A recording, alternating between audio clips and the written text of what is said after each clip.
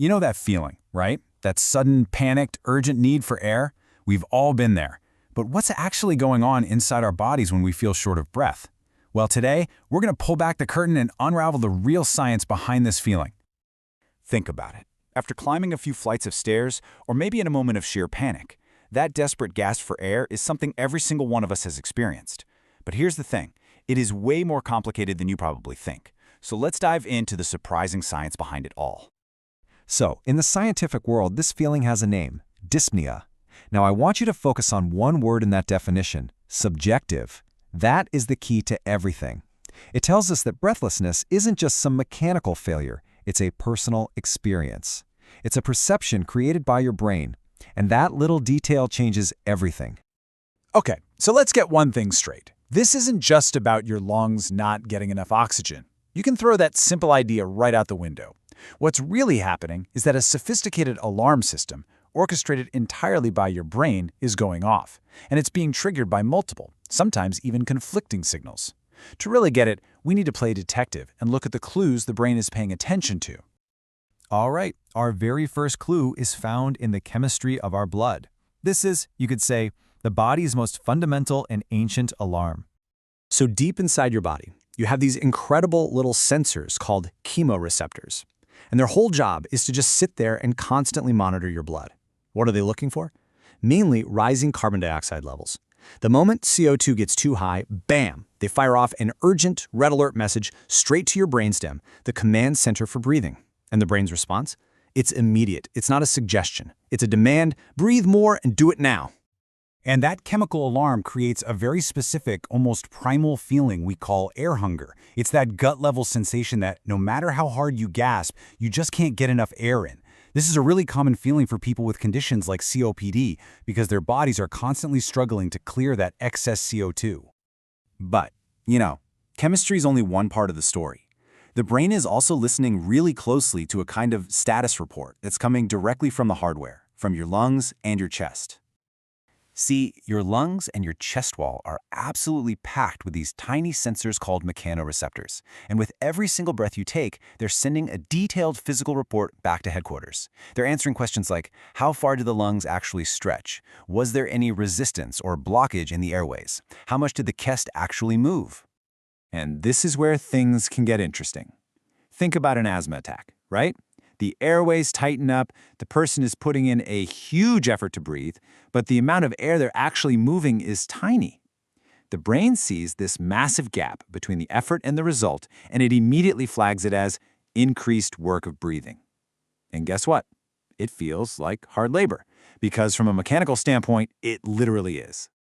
Now for our next clue, and honestly, this one is the most mind-bending of them all.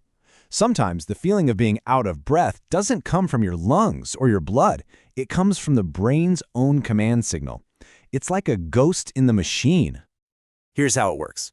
Every single time your brain sends a command to your breathing muscles, like take a deep breath, it also sends a copy of that command to its own sensory centers. It's kind of like a manager CCing themselves on an email to an employee, just to make sure the work gets done. The brain is constantly comparing the command it sent, this is called the corollary discharge, with the feedback it gets from the body about what actually happened. So what happens when there's a huge conflict between the order and the result? Well, the brain interprets that as an unsatisfied inspiration. A really clear example of this is in people with neuromuscular weakness. Their brain might send a super strong command to take a big, deep breath, but their muscles just aren't strong enough to pull it off. Now get this, their lungs could be perfectly healthy, but that mismatch, that gap between the powerful command and the weak result, creates a profound and very real sense of breathlessness. Okay, so we've got our clues, right? We have chemical alarms, we have mechanical reports, and we have the brain's own ghost signal. Now it's time to put it all together and finally solve the mystery of what really causes breathlessness. This brings us to the leading theory in science today. It's called the mismatch model. And the core idea is actually pretty simple. Dyspnea or breathlessness isn't caused by any one thing. Instead, it happens when there's a conflict, a mismatch between the brain's demand for air and the respiratory system's actual capacity to deliver it. This model is amazing because it also explains why breathlessness can feel so different from one moment to the next. Remember that air hunger we talked about? That intense feeling of not getting enough air? Well, that's usually driven by the chemical alarm, high CO2. But what about that feeling of work or effort, the sensation that just breathing is hard labor. That's usually driven by the mechanical feedback, like stiff lungs or airway resistance. They're two totally distinct feelings, and now we know they're caused by two different kinds of mismatch. But hold on, we're not quite finished yet, because all of these signals we've been talking about, the chemical, the mechanical, the command mismatch, they're just raw data. They all have to be interpreted, and that is where the final and arguably most crucial layer comes into play. The raw signals from your body don't actually become the feeling of breathlessness until they get processed by the higher-level parts of your brain.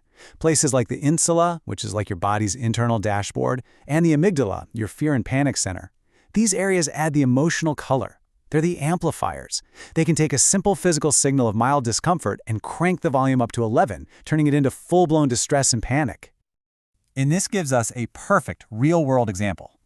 During a panic attack, a person's emotional centers can become so overactive that they generate this overwhelming, terrifying sensation of suffocation, even if their blood chemistry is fine and their lungs are working perfectly.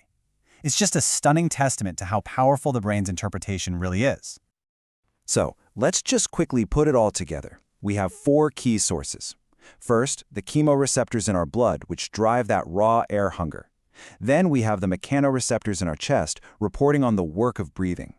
Third, that brain-command mismatch, which causes unsatisfied inspiration. And finally, the emotional centers of the cortex, which can amplify any of these signals into true distress or panic. It's this incredible symphony where the final feeling is so much more than the sum of its parts. And this leaves us with a really powerful final thought. If breathlessness is ultimately a complex signal constructed in the brain and not just a simple lung failure, what does that mean for how we treat it? It suggests that really managing it isn't just about fixing the lungs. It's also about the brain. It's about addressing how we perceive and interpret these signals in the first place.